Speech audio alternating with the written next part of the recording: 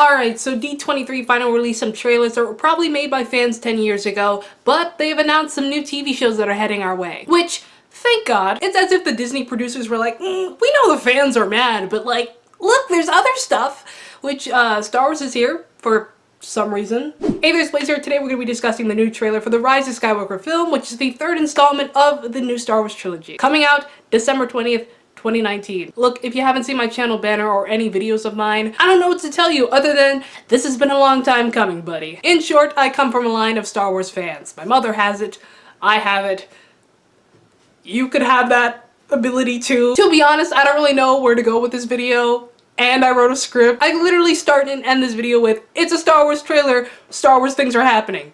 Alright. See you next week. Blaze, that could literally mean anything. Well, that's exactly what this trailer is. It's just a bunch of cool looking footage that tells you absolutely nothing about this movie. On one hand, it's great. You know, I don't want to have to figure out the plot of a movie within one trailer. But on the other hand, what the heck am I seeing this movie for other than the fact that it's a Star Wars movie? Which, I don't know about you, but that phrase doesn't mean the same as it used to back in my day. But I watched this trailer about 4 times now, and I haven't found anything remotely excitable or interesting other than the first minute of the trailer, which is the same thing I thought when I first saw it and when I was 5. Oh, and that whole C-3PO pink eye situation, I thought that was pretty awesome, especially now that Disney needs a new cash cow, and that'll sell like hotcakes to collectors, but that's about it for me. Oh, you thought I was going to talk about that scene with Dark Rey with the dual lightsabers that literally lasted as long as a vine and expand on that one scene for about 6 minutes? Nah, I'm good, fam. But it does make a good thumbnail. But sure, I'll talk about that at some point. We have other affairs to deal with before we even get to that point, okay? Because they're relevant somehow. So the new footage they released, you get a glimpse of yet another sand planet. But it also makes you go, look at those diverse band of misfits looking off in the distance. Ha! Tag yourself. I'm Chewbacca. This needs to stop. I'm assuming they're on Tatooine because it's not an outrageous guess at this point, but also it puts us back on track of the Return of the Jedi storyline. I mean, Rise of Skywalker, because that's what this movie is. Woohoo! We're throwing shots today!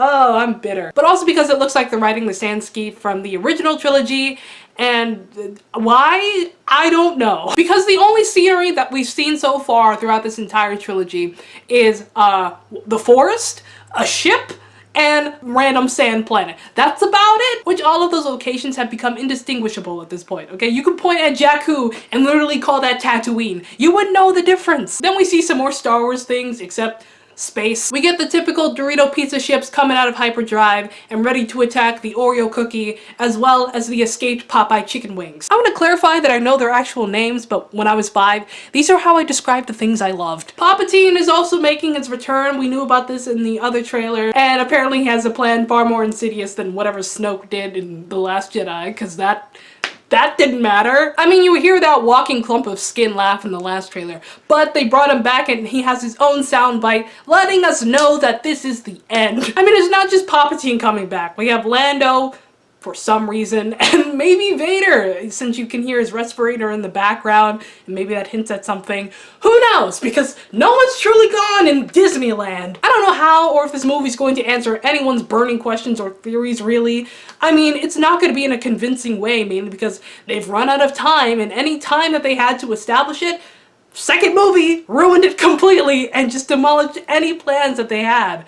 And also the fact that they're not like Marvel, okay? You can't just spew out another movie to cover your tracks on some nonsensical plot that you've established previously. So on to the Rise of Skywalker title. I'm part of the people that don't really like this title. Like, you couldn't come up with anything better than Rise of Skywalker, because we're just implementing the whole thing with Rey's parentage. At this point, whatever they decide to do with Luke or Rey, it's not gonna surprise me. You know what's gonna surprise me? Leia. And what is she gonna do that's gonna surprise me? Going up against the Emperor with a lightsaber and having all-out combat. Or I have a theory. What if the entire Skywalker family, the ones who are at least blessed with the Force gift, okay? So Anakin, Force Ghost, comes back with Luke and Obi-Wan, because let's face it, he's family, and they have this whole Harry Potter moment where they're fighting against Palpatine with Rey. That too would be pretty cool. I would accept that as another alternative. Look, not only is it catering to the fans, but it's an epic moment. Now on to Dark Rey, which I'm gonna keep my opinion as short as the clip. It's a bunch of crap. That's it. And I feel like as soon as this movie is out of the way, fans can go on and collectively ignore this like they do the prequels. Except since Last Jedi was so bad and people were practically getting PTSD from it, we started collectively defending the prequels. Being in a toxic fandom is such a beautiful thing. But it depends on how this film goes, because it seems like the trilogy can't decide between letting the past die and building another Death Star. Because at this point, this film has no expectations other than satisfying the end of the Skywalker saga, which leaves a little wiggle room for JJ to take this in any direction that leads to a definitive end. Am I still burdened with questions? Heck freaking yeah, I am. What happened with the orphan kid from The Last Jedi who just suddenly happened to have force powers? Was that just a backup plan or something? What? And questions of Rey's parentage returns, and you know what, at this point, who the frick cares? Who the frick cares? Was Kylo lying? Maybe, because he's a bad guy. Any questions at this point? I really don't care. Theories confirmed. I throw that out the window. I just don't. I can't. My only hope going into this movie is that I hope this is entertaining for all of us fans and can finally put a big dot in the book of the Skywalker saga. But what did you guys think? Did you love it? Did you hate it? Comment down below along with your theories and inquiries, and I'll respond to them as soon as possible. Also, be sure to like and subscribe if you enjoy my content while you're down there. Follow my social media links because fun stuff happens. But anyway, I hope you guys have a lovely day, and I will see you guys on the flip side. Bye-bye.